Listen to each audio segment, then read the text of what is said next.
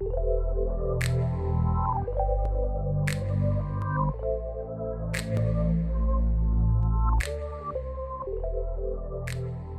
nombre es Romina Rivera y les doy la bienvenida a nombre del Movimiento Ciudadano frente al Cambio Climático. Les agradecemos mucho por acompañarnos en esta segunda charla por la Amazonía que estamos organizando en este mes de diciembre. Queremos comentarles que hemos tenido ya una primera charla en la que han participado Ketty Marcelo de ONAMIAP, que es la Organización Nacional de Mujeres Andinas y Amazónicas del Perú, y también estuvo con nosotros Renber Yaguarcani, un reconocido escritor y pintor amazónico del pueblo Huitoto, quienes reflexionaron en una primera jornada acerca de lo que ha significado este año, ¿no? Mirando un poco las celebraciones, digamos, muy mediáticas, si quieren, o muy desde las alturas del Bicentenario del Perú, a espaldas en buena parte de la Amazonía. Les invitamos a que puedan compartir y ver, digamos, estos diálogos que hemos iniciado. Están colgados en nuestras redes sociales y pueden ustedes acceder en cualquier momento a ellos. Nos parece que son reflexiones que nos van a seguir acompañando en el resto del año porque hay mucho, mucho por seguir conversando, pero sobre todo mucho por seguir cambiando, digamos, para tener un contexto favorable, no solamente a la Amazonía, sino a los pueblos indígenas en una mirada, digamos, de país, ¿no?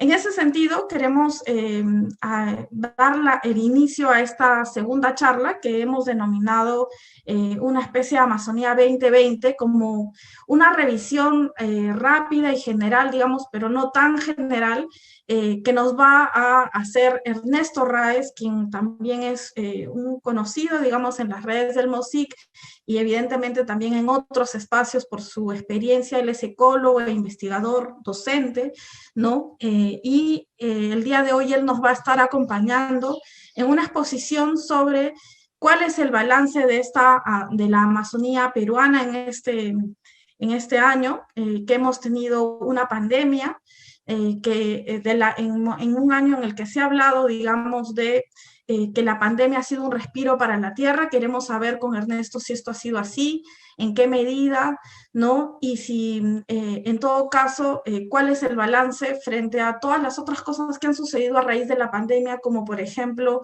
¿no? Algunas de las actividades que se desarrollan en los territorios amazónicos de carácter extractivo, algunas de carácter legal o ilegal, y este impulso de lo que significa la reactivación económica propuesta desde el gobierno peruano, ¿no? E incluso antes de la vacancia, que tiene una mirada en la que sigue, digamos, apostando por las actividades extractivas. En ese sentido, queremos darle la bienvenida a Ernesto. Queremos pedirle que active su cámara y su micrófono para que por los siguientes 40 minutos nos acompañe, digamos, y nos permita entender un poco este contexto y este balance de la Amazonía 2020. Muchas gracias por estar con nosotros, Ernesto, y te doy la palabra. Gracias, Romina. Buenas tardes, amigas y amigos. Muy agradecido siempre por la invitación de MOSIC y la oportunidad de compartir ideas con ustedes. Voy a proceder a compartir mi pantalla. Voy a detener mi video para que no tengamos problemas de ancho de banda. Ahí me pueden ver a mí cuando hacía mis pininos en la Amazonía algunos años atrás. Y voy a compartir mi pantalla. Entonces, voy a tratar de pasar, la verdad, siempre es necesario hacerlo rápidamente, por 5 puntos. Primero, a mí siempre me gusta empezar con una contextualización. El Perú no es una isla, la Amazonía mucho menos, y es importante saber desde dónde vienen las balas cuando uno analiza las realidades en cualquier región, porque siempre existe un contexto. Y este contexto es particularmente importante cuando hablamos de procesos ecológicos y ambientales contemporáneos. Luego hablaré de la pandemia en la Amazonía peruana y me voy a enfocar en el impacto que tuvo la pandemia en los pueblos indígenas amazónicos, para pasar a hablar de lo que mencionaba Romina, la reactivación, la economía durante la pandemia y posteriormente a ella, aunque todavía estamos en medio de la pandemia para acabar con algunas noticias recientes y algunas propuestas. Entonces, para empezar, el contexto en el que necesitamos interpretar lo que ocurre en la Amazonía es un contexto de crisis ecológica global, que fue abrumadoramente confirmada en el año 2019 a partir, con el apoyo de una gran cantidad de investigaciones y reportes, las cuales se han confirmado en el año 2020 y que indican que tenemos una erosión gravísima de la biodiversidad, con millones de especies caminando hacia la extinción. Se confirma el trastorno del clima que está ocurriendo mucho más aceleradamente de lo previsible. El permafrost, el suelo congelado del Ártico, se derritió el año pasado, 70 años antes de lo que preveían los modelos climáticos que debía ocurrir. Persisten además los impulsores económicos e ideológicos de la crisis ecológica, las finanzas, los dineros para promover proyectos extractivos, seguir sacando petróleo, el propio negocio del petróleo, lejos de reducirse, ha seguido aumentando después del Acuerdo de París.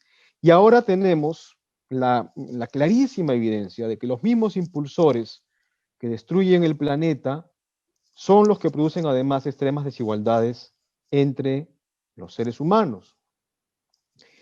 4 son los jinetes de este apocalipsis ecológico: la extracción excesiva e insaciable de recursos naturales, movilizada por la economía financiera; la destrucción incesante de ecosistemas silvestres para ocuparlos con ecosistemas transformados por los seres humanos; la intoxicación de la biosfera con nuestros materiales artificiales, con sustancias tóxicas y con exceso de sustancias que forman parte de la naturaleza, pero que estamos movilizando, por ejemplo, hacia la atmósfera, en términos de los gases de efecto invernadero, muy por encima de la capacidad de los ecosistemas de asimilar estas sustancias, y una amplísima propagación de entes biológicos ajenos a los ecosistemas nativos. Los seres humanos somos grandes movilizadores de otros organismos, y ese es el caso del coronavirus SARS-CoV-2 que provocó la pandemia COVID-19. Este es un virus originalmente, aparentemente, de murciélagos asiáticos que a través de pangolines, que son un mamífero del sur de Asia y del África, habrían llegado a los seres humanos y que acabó, como todos sabemos, en todo el mundo, ¿no es cierto? Hablemos entonces de la pandemia. Surgió, como sabemos, a fines de 2019 en una ciudad provincial de China y se propagó muy pronto al resto del mundo. Esta es la segunda infección viral aguda de las vías respiratorias que encuentra el mundo en menos de 20 años. La anterior alcanzó 4 países, no se volvió pandemia, pero fue grave. Y forma parte, además no es una excepción, forma parte de un brote generalizado de enfermedades emergentes, algunas enfermedades infecciosas, otras enfermedades no transmisibles que están asociadas a la vida contemporánea. Esta pandemia en particular representa un riesgo mortal, como sabemos, para personas con dolencias cardíacas y crónicas, así como dolencias metabólicas, diabetes, obesidad. Al día de hoy tenemos 74,5 millones de casos en el mundo entero y más de 1,7 millones de muertos. Ahora bien, esta pandemia es exclusiva de estos tiempos. Nunca podría haberse producido en el pasado. Primero, porque está asociada, como acabo de mencionar, a esta perturbación generalizada de los ecosistemas que venimos realizando los seres humanos, particularmente la globalización del tráfico de fauna silvestre, en este caso aparentemente fauna silvestre con fines gastronómicos, De hecho, en el mundo se han globalizado las dietas carnívoras basadas no en verduras, sino en carne, donde el plato principal, incluso que describe, ¿no es cierto? El plato es la carne que lleva. Eh, el transporte veloz a largas distancias, el transporte aéreo, el transporte marítimo, de gran número de personas y mercancías, las masivas concentraciones humanas que vemos, por ejemplo, en un concierto de rock, pero naturalmente que también en un mercado de una gran urbe, ¿no? Y como mencioné hace un instante, la prevalencia cada vez mayor de dolencias crónicas que están asociadas al sedentarismo y a las dietas típicas de personas urbanas y que hacen a estas personas altamente vulnerables a la COVID-19. Todo esto, todos estos procesos que parecieran disímiles, están asociados, están sustentados a nuestro uso de combustibles fósiles. No podríamos producir tanta comida, no podríamos tener las ciudades que tenemos y movilizar los recursos que necesitamos movilizar y la energía que necesitamos movilizar para siquiera un concierto de rock. No podríamos tampoco transportarnos tan rápidamente si no fuera por los combustibles fósiles, por esta fuente impresionantemente concentrada y portátil de energía. ¿Qué pasó con la pandemia en el Perú para llegar a casa? Como sabemos, Perú, tras 3 décadas de crecimiento económico y de un muy severo rigor fiscal, encontró que había crecido, pero que no se había desarrollado. No estaba preparado para enfrentar una emergencia sanitaria. Muchas inversiones cruciales en las últimas décadas fueron postergadas o se malversaron los fondos y teníamos hospitales en casquete y cosas por el estilo y no teníamos suficientes camas UCI, etc. En cuestión de días se hizo patente que la informalidad que prevalece, que domina nuestra economía, el subempleo, los contratos abusivos, ponían a una enorme cantidad de familias en riesgo ante la pandemia y la cuarentena subsiguiente. También se hizo muy patente la ausencia de solidaridad en los grupos de poder económico, la banca, el sistema de salud privado, etc. Simultáneamente, sin embargo, y esto es importantísimo, se activaron múltiples iniciativas solidarias públicas y ciudadanas, no solamente ciudadanas, también a nivel público, a nivel de municipios y cosas por el estilo, surgieron muchas iniciativas interesantes que sostuvieron felizmente a la gente en mayor situación de precariedad. A pesar de todo eso, ¿no? de los esfuerzos solidarios, lo cierto es que Perú en agosto era uno de los 15 países más afectados por la COVID-19.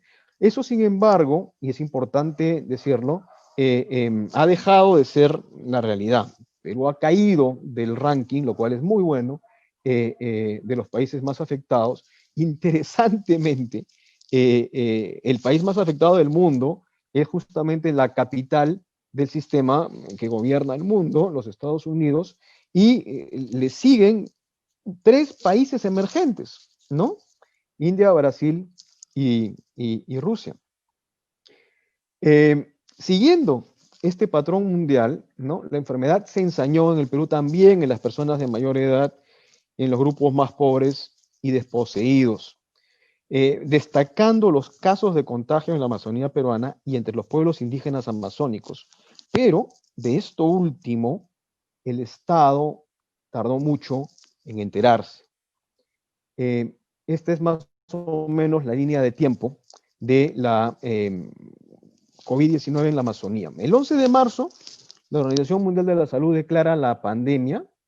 Muy pronto, el 16 de marzo, el gobierno peruano declara el estado de emergencia y las primeras medidas y los primeros paquetes económicos, pero al día siguiente nomás ya se detecta un primer caso en la Amazonía peruana, interesantemente un APU que volvía de Europa. Y un día después, AIDESEP, la Asociación Interétnica de Desarrollo de la Selva Peruana, la federación indígena más grande del Perú, la indígena amazónica, produce un pronunciamiento que en buena cuenta también es un comunicado a todos los pueblos indígenas, donde recomienda, entre otras cosas, que las comunidades entren en una cuarentena estricta para evitar verse afectadas por el contagio. El contagio, como veremos en un momento, de todos modos, ocurrió y llegó quizás a su momento más álgido entre julio y agosto, cuando se llegó a comprobar que incluso entre la población en contacto inicial nahua, en la reserva indígena Coapacori Nahuananti, se había producido un contagio de por lo menos, se pensaba en ese momento, un 20% de la población nahua, que es población en contacto inicial. Ahora bien, desde fines de febrero, inicios de marzo, cuando veíamos avanzar la pandemia, muchas organizaciones nacionales e internacionales y muchas personas que nos dedicamos a la Amazonía alertamos públicamente al gobierno de la alta vulnerabilidad al contagio de infecciones respiratorias que tienen los pueblos indígenas y del desamparo sanitario en que se encuentran en general. Nos preocupaban y nos siguen preocupando en particular los pueblos en aislamiento y en contacto inicial que en el pasado han mostrado altas tasas de letalidad causadas por enfermedades respiratorias infecciosas que son comunes en la sociedad mayor. Aunque cierto es que la COVID-19 es un patógeno nuevo para el mundo entero, ¿no? Ahora, entre marzo y agosto, la Defensoría del Pueblo fue la que más recogió estos llamados. Y para que se den una idea, entre marzo y agosto solamente la Defensoría del Pueblo publicó más de 30 informes y exhortaciones al Estado para que actuara de manera específica para evitar un contagio masivo de la pandemia entre los pueblos indígenas amazónicos. Sin embargo, le llevó como 2 meses al Estado el sacar la primera norma al respecto, el 10 de mayo, el decreto legislativo 1489, que es un decreto legislativo tan enunciativo, que repite tanto, simplemente a quién le corresponde hacer qué, que incluso se llegó a pedir la cabeza de la ministra de Cultura en ese momento, por la pésima calidad del decreto. Recién el 21 de mayo es que el Ministerio de Salud publica, más conocido, su plan de intervención en comunidades nativas, y en ese plan se preveían 88 millones de soles para esas actividades. Recién el 4 de junio, ¿no? Fíjense, el estado de emergencia empezó el 16 de marzo, abril, mayo, junio. Recién el 4 de junio, la PCM produce lineamientos para el transporte y entrega de víveres a pueblos indígenas. Y llegó hasta el 22 de junio para que, en un decreto de urgencia, lo cual es algo irónico, finalmente se pusiera el plan de intervención del Estado en comunidades nativas en marcha, pero cuando finalmente se pone en marcha, ya le habían recortado 13,5 millones de soles. En suma, al gobierno le llevó más de 100 días poner en marcha un plan de atención a los pueblos indígenas amazónicos ante la COVID-19.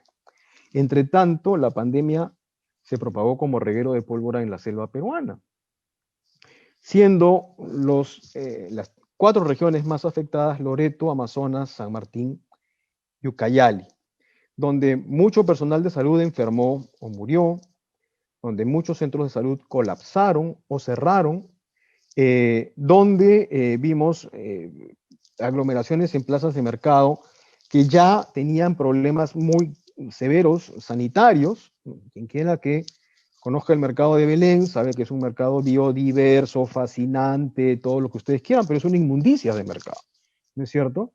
Y no es la excepción, sino la regla en nuestra Amazonía. Y sobraron las fotos e imágenes en la prensa de lo mal que se llevaba el distanciamiento social, etc.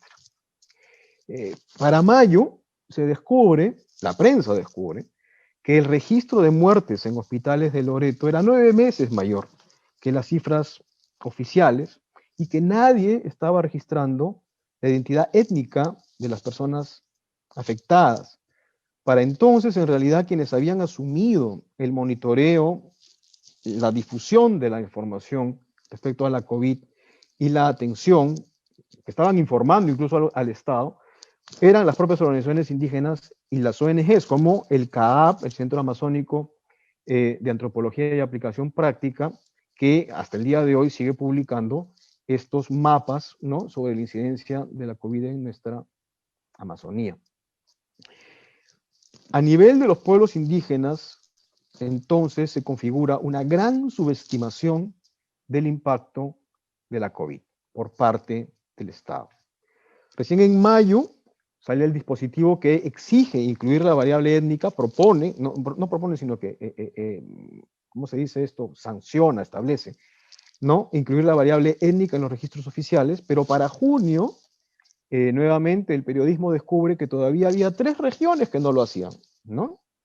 Y entonces nos encontramos con esta situación un poco esquizofrénica, en que a mediados de junio las cifras oficiales indicaban que a nivel nacional teníamos una afectación de 63 personas por cada 10.000, más o menos, y entre los pueblos indígenas no más de 22 personas por cada 10.000, es decir, entre los pueblos indígenas amazónicos, en teoría, la COVID estaba siendo contagiada 3 veces menos que en el promedio nacional. Pero si uno en ese mismo momento presta atención al grupo que estaba siendo mejor monitoreado, porque es un grupo mayoritario de los pueblos indígenas y porque tienen población urbana, teníamos una cifra de 253 personas por cada 10.000 shipibos afectados con COVID-19, 4 veces más que el promedio nacional. Finalmente, a fines de agosto, el Centro de Datos Epidemiológicos Nacional del Ministerio de Salud establece un observatorio indígena y empieza a informar, y entonces es que nos enteramos que para ese entonces había ya casi 22.000 indígenas que habían sido afectados, que la incidencia era de 438 por 10.000, que es 2,5 veces más que el promedio nacional, y que había pueblos mucho más afectados que otros. Y la información con la que contamos hoy en día, que sabemos que no es perfecta, permite, sin embargo, adelantar algunos hallazgos de manera muy preliminar, ¿no? ¿Qué aprendimos de este evento de la COVID en la Amazonía peruana y entre los pueblos indígenas? Primero, parece ser que distintos pueblos tienen distintas vulnerabilidades. Así que no es lo mismo, ¿no?, la COVID-19 en el pueblo Ahuajún que en el pueblo Cacataibo, por decir, ¿no? De hecho, para empezar, 26 de nuestros 52 pueblos indígenas amazónicos, es decir, la mitad, tienen menos de 100 personas reconocidas como miembros de ese pueblo. Entonces son pueblos que están en permanente riesgo de desaparición biológica, ¿no? Los pueblos más afectados por la COVID, de acuerdo con las estadísticas con que contamos, fueron los Ahuajún, los Quichua y los Ashuar, y el pueblo Ashuar, que son pueblos de más de 10.000 personas, todos ellos. Pero dense cuenta, entre los Ashuar solamente, la incidencia, es decir, el contagio, de acuerdo con las cifras oficiales, llegó a ser en un momento dado más de 1.500 por cada 10.000. Los Ashuar, si mal no recuerdo, están alrededor de 13.000 personas. Es decir, en determinados pueblos, la gente se enfermó a razón de 9 meses más frecuentemente que el promedio nacional. También hay diferentes vulnerabilidades dependiendo del lugar donde vive la gente, independientemente de su identidad étnica. Entonces, lo que hemos visto también es que las poblaciones asentadas en urbes, en ciudades de los pueblos indígenas, sufrieron un contagio y una gravedad, además de los contagios, mucho mayor que los pueblos y los grupos en zona rural que están viviendo en sus propias comunidades. Los más afectados urbanos fueron los Ahuajún, que tienen un buen grupo que vive en Chiclayo, y los Shipibo-Conibo, que tienen, como ustedes saben, hay una población Shipibo-Conibo en Lima y otra muy fuerte entre Pucallpa y Yarinacocha, ¿no es cierto? Pucallpa, la capital de Ucayali.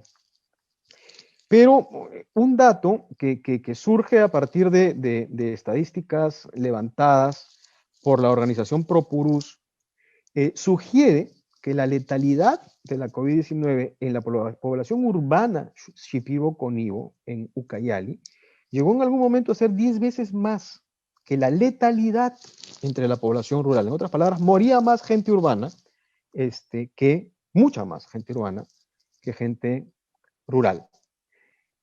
También descubrimos que hay una heterogeneidad de las vulnerabilidades entre distintas comunidades nativas, particularmente ante el encierro forzado. Algunas comunidades comprobaron que no tienen ya suficiente tierra fértil o ya no están dedicados a la agricultura como lo solían estar, como para poder sostenerse, sostener su alimentación sin insumos externos sobre la base de sus propios territorios. Esto no es una situación generalizada, pero sí es una situación extremadamente grave, ¿no? Estamos hablando ya de que la tierra no te sustenta. Ahora bien, los pueblos indígenas no se quedaron con una mano encima de la otra. Han hecho todo lo posible por defenderse, por protegerse y por ayudarse. Destaca en ese sentido una iniciativa llamada el Comando Matico, de unos jóvenes Shipibo-Conibo de Yarinacocha, que decidieron organizarse para tratar de atender a la gente que enfermaba y no tenía recursos o condiciones para ir al médico, ¿no? Entonces, ellos se dedicaron a proporcionarles medicinas de libre acceso, así como cócteles de hierbas medicinales, tanto hierbas nativas como otras hierbas medicinales que forman parte del folclore nacional, si ustedes quieren. Y recordemos, la mayor cantidad de estas hierbas medicinales son poderosos antiinflamatorios, como la uña de gato, por ejemplo, ¿no es cierto? Entonces, no es una tontería lo que ellos estaban haciendo, ¿ok? Porque el cuadro de la COVID que puede llegar a ser mortal es un cuadro de inflamación aguda, ¿no? Entonces, estos preparados antiinflamatorios es posible, es perfectamente posible que hayan tenido un efecto positivo. Para fines de septiembre, el Comando Matico había atendido a 622 personas ya, y solo había tenido 2 fallecidos. Nuevamente, 10 veces menos fallecidos que la tasa de letalidad nacional en ese momento. Para fines de noviembre, que es el último informe que tenemos del Estado, había casi 27,000 casos entre los indígenas amazónicos. La incidencia mayor de COVID entre indígenas amazónicos con respecto al promedio nacional se confirmaba alrededor de 2 veces más de incidencia, pero también aparentemente se confirma o se corrobora este fenómeno de que la letalidad entre pueblos indígenas es mucho menor, alrededor de 6 veces menor, aparentemente, que en el promedio nacional. Esto es extremadamente importante e interesante, ¿no? Si se confirmara esta evolución de la COVID-19 entre los pueblos indígenas amazónicos, es muy importante que evaluemos factores que deberían ser lecciones para todos nosotros sobre, por ejemplo, el beneficio físico y mental probablemente de vivir en cercanía a la naturaleza, como hacen en sus comunidades nativas la mayoría de nuestros pueblos indígenas, el valor de la medicina ancestral, que la medicina ancestral no es una cantidad de prejuicios e ideas mágicas. Es como toda medicina, una actividad que tiene efectos, que busca efectos prácticos, ¿no es cierto? No se trata de convencer al enfermo de que no esté enfermo, se trata de ayudarlo a que supere la enfermedad. Y parece que algo de la medicina ancestral, sin duda, tiene un efecto positivo, por ejemplo, ante las enfermedades agudas respiratorias. Y la solidaridad tradicional, la tendencia a acercarse y ayudar que forma parte de la tradición indígena amazónica. Dicho esto, y esto, insisto, son hallazgos y disquisiciones muy preliminares que tienen que ser investigados en serio, ¿no? Sin embargo, solo ayer la ministra de Salud indicó que esta segunda ola de la que se viene hablando, el aumento de contagios, sobre todo en el norte del Perú, parece que está asociada a zonas rurales. Entonces, no es que estemos libres de la COVID o que vivir en la ruralidad te libre de la COVID, ¿cierto? Simplemente puede ser que llega más tarde. Y en esa medida persiste nuestra preocupación sobre los pueblos indígenas en aislamiento y en contacto inicial. Y nos gustaría ver que el Estado establece una vigilancia epidemiológica para evitar los brotes post-pandémicos que podrían ser mortales y de gravedad, ¿no? Eso no sabemos si es que puede darse o no, y es mejor curarse en salud, ¿no? En este contexto, en este marco de pandemia, ¿qué reactivación está ocurriendo en la Amazonía? Bueno, vale preguntarse cuál reactivación, porque una cantidad de cosas siguieron ocurriendo, ¿no? Las actividades ilegales que lamentablemente prevalecen hoy en día en la economía amazónica no se detuvieron en ningún momento durante la pandemia. Desde los primeros días del estado de emergencia, por ejemplo, el pueblo Asháninka de Selva Central denunciaba que aprovechando la disminución de la vigilancia policial, había aumentado el tráfico de madera por la carretera central, ¿no? Y los grandes proyectos, los proyectos legales, mineros, el propio oleoducto, como ustedes saben bien, continuaron operando. Entonces, en la Amazonía realmente no es que se haya dado una desactivación, ¿no? Al menos en lo que se refiere a los principales motores de la economía, estos continuaron operando. Tanto es así, ¿no? Que en todo este tiempo las organizaciones indígenas han venido denunciando la intensificación de la ilegalidad, ¿no? Continuaron los intentos de invasión de territorios indígenas por parte de traficantes de tierras y narcotraficantes. Se denunciaron nuevos focos de minería ilegal, de hecho en territorio indígena, en Pariamanu. Petroperú tuvo otros derrames, para variar, ¿no? Y aunque el MINAM mencionó una reducción, en los 2 últimos años ha habido una pequeña reducción de la deforestación a nivel de toda la Amazonía, el CERFOR en agosto había identificado un aumento de los incendios forestales en la Amazonía con respecto al año pasado. Y además, ¿no? Desde el propio Estado, en varias ocasiones, la ministra de Economía y Finanzas del régimen, del último gabinete de Vizcarra, insinuó en algún momento que quería hacer una consulta virtual a los pueblos indígenas para un par de proyectos mineros, esto en los Andes, ¿no? Y eso tuvo una respuesta enérgica que la obligó a retroceder, pero eso no dejó de seguir ocurriendo. Esta idea ha sido puesta de nuevo en marcha varias veces,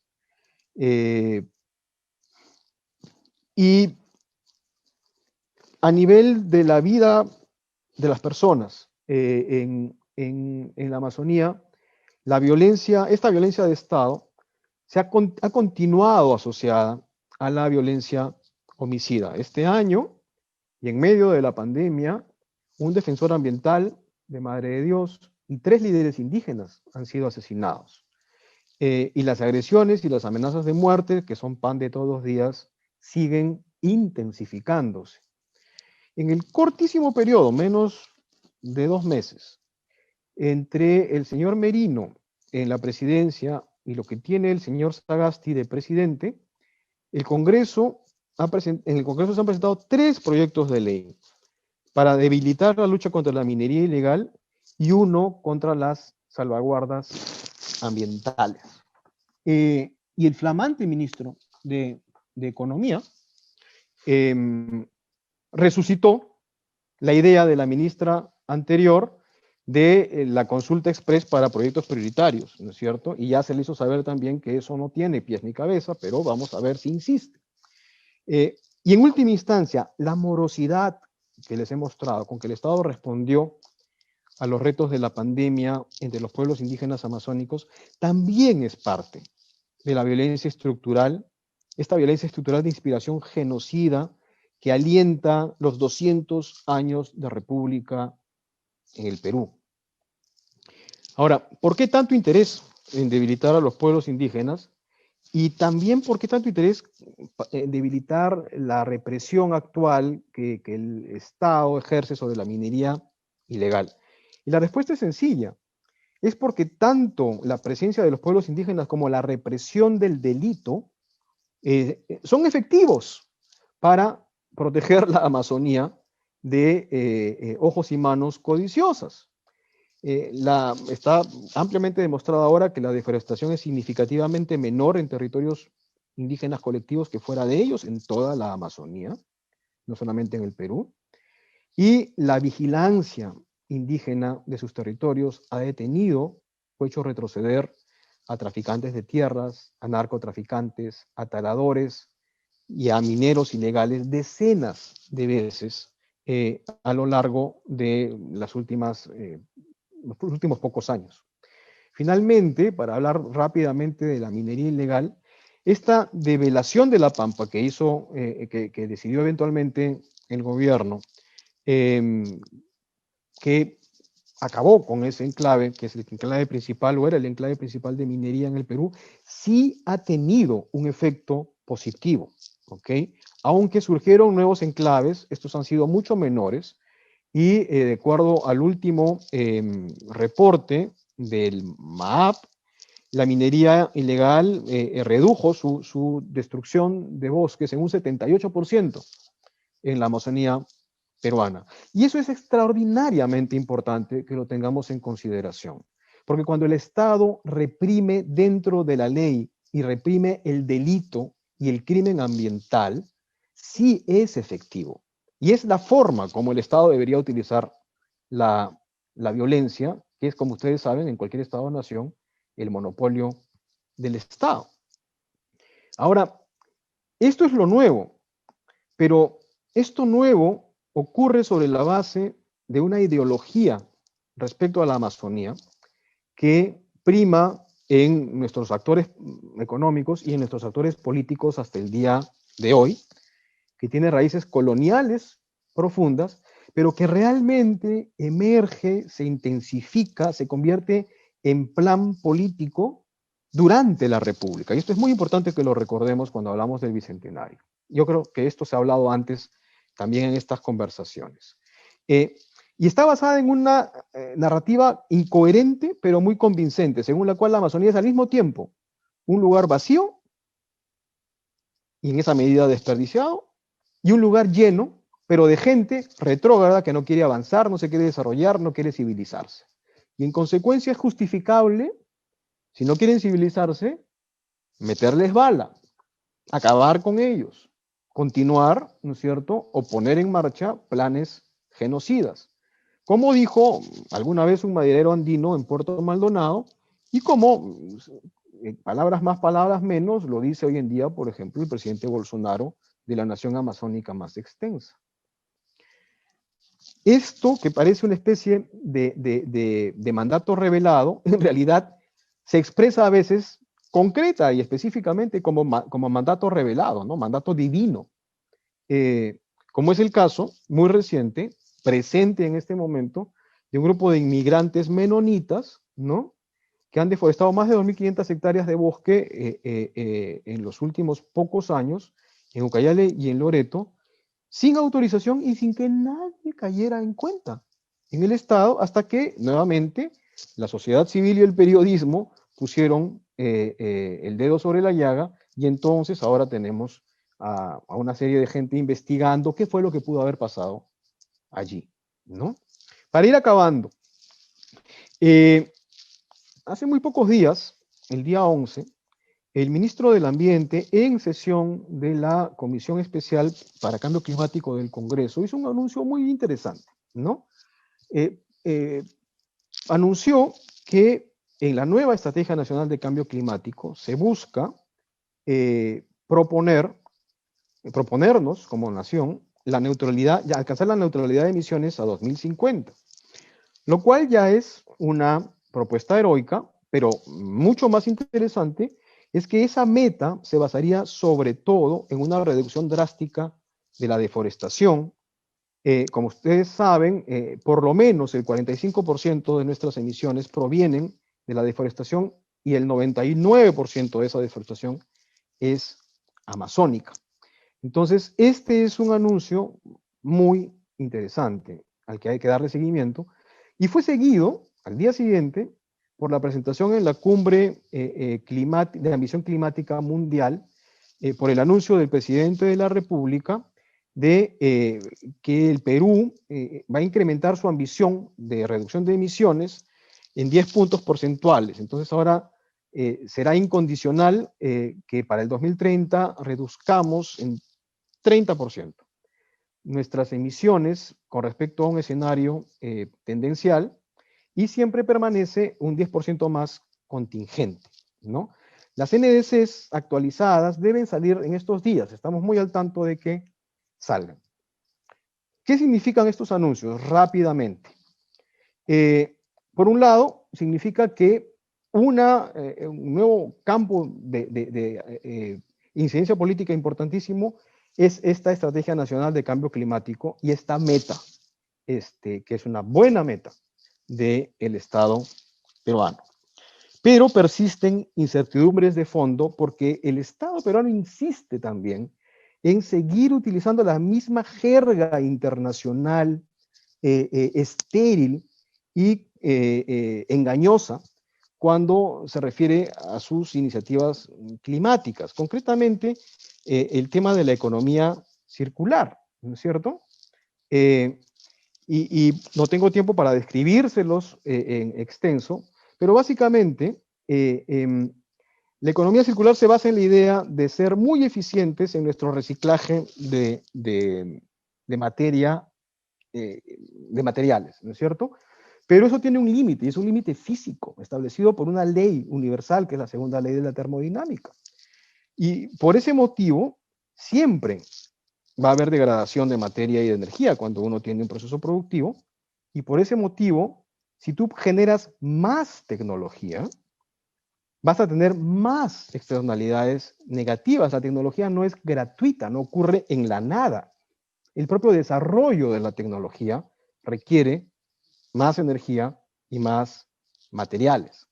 Por otro lado, el sistema en que vivimos necesita crecer para vivir. Hemos visto lo que pasa cuando deja de crecer el sistema en estos mismos días.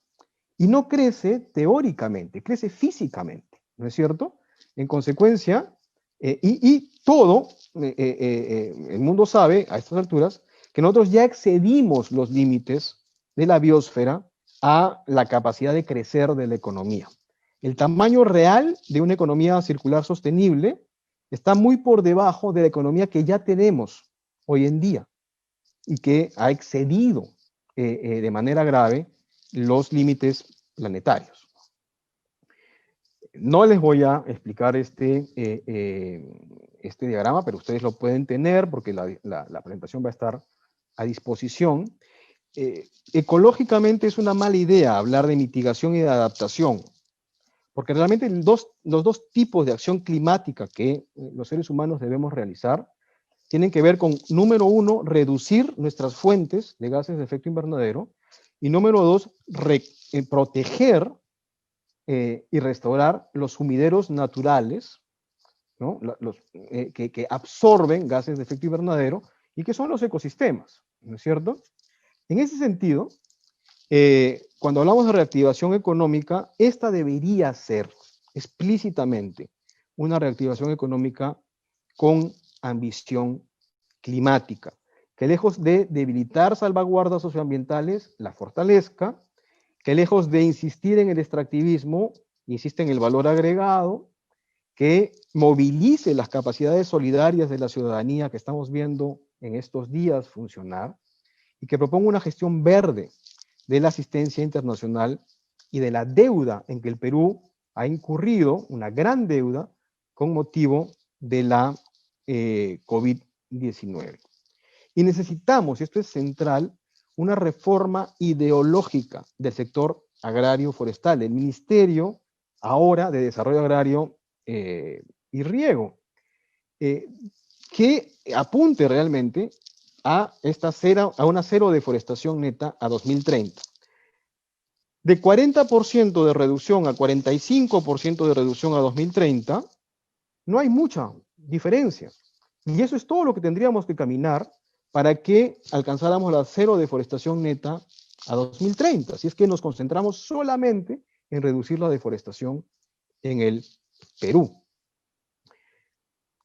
Y termino mostrándoles la enorme cantidad, en realidad, de caminos buenos que tiene el Perú si es que quiere seguir un derrotero favorable a la conservación del bioma amazónico, a la conservación de sus culturas y pueblos indígenas, y a la construcción de una sociedad más verde y más justa. Lo dejo allí. No voy a mencionar cada una de ellas, pero ustedes se dan cuenta que nosotros podemos verdaderamente medir la temperatura del compromiso climático del Estado y del gobierno presente, siguiendo cercanamente si es que toman este tipo de decisiones o si toman decisiones completamente al revés de las que acá planteo, que son ejemplos, ¿no es cierto?, de cosas buenas que podemos hacer en el Perú. Muchas gracias.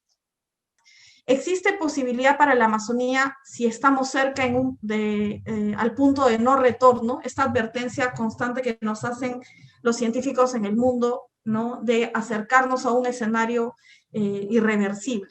¿Cuáles son las posibilidades de la Amazonía, Ernesto? A ver, ¿cómo evitar una próxima pandemia? Una cosa importante, en otro momento podemos conversar más de ello, es que estamos en este momento viviendo en el mundo entero un incremento generalizado de enfermedades zoonóticas, son enfermedades básicamente que se transmiten de los animales a los seres humanos, y esto está asociado a nuestra mucha mayor cercanía a los animales silvestres en términos masivos, ¿sí? Y esto es muy importante diferenciarlo, ¿no es cierto? Todo pueblo indígena en el mundo entero ha crecido en un ambiente fundamentalmente natural con patógenos, y con murciélagos y pangolines y monos y cosas por el estilo, y nada de eso se convierte en epidemias ni en pandemias durante miles de años, ¿ok? ¿Por qué? Porque cada grupo de patógenos, cada comunidad de patógenos está asociada a una comunidad de animales. Los seres humanos tenemos los nuestros propios, ¿no es cierto? Y ese tipo de especialización de los propios patógenos y establece barreras entre una especie y otra. Cuando estas barreras son transgredidas, porque por ejemplo, ponemos un montón de gente al lado de un bosque, cuando había poca gente antes, o cuando empezamos a extraer animales en grandes cantidades del ecosistema natural, entonces nosotros mismos nos exponemos a nuevos patógenos, etcétera, y se produce la posibilidad, se incrementa la posibilidad de que brinque un microorganismo de una comunidad microbiana a otra comunidad microbiana, ¿no es cierto? Es lo que pasa no solamente con este coronavirus, sino con una serie de otros coronavirus que los seres humanos con los que nos hemos ido contagiando a lo largo de ya varios siglos, ¿ok? Entonces, las pandemias, las epidemias en todo caso, y los nuevos microorganismos patógenos van a seguir ocurriendo, eso es normal, es natural. Pero nosotros, los propios seres humanos, con nuestra gran movilidad, el enorme número que tenemos ahora, y nuestro avance sobre ecosistemas silvestres, estamos generando condiciones propicias para estos brincos, ¿no? Y luego, la modernidad propicia todavía más la propagación, ¿ok? El coronavirus no se propaga por sí mismo, lo hemos propagado los propios seres humanos yendo de China a Italia en un mismo día y en 2 días más a New York.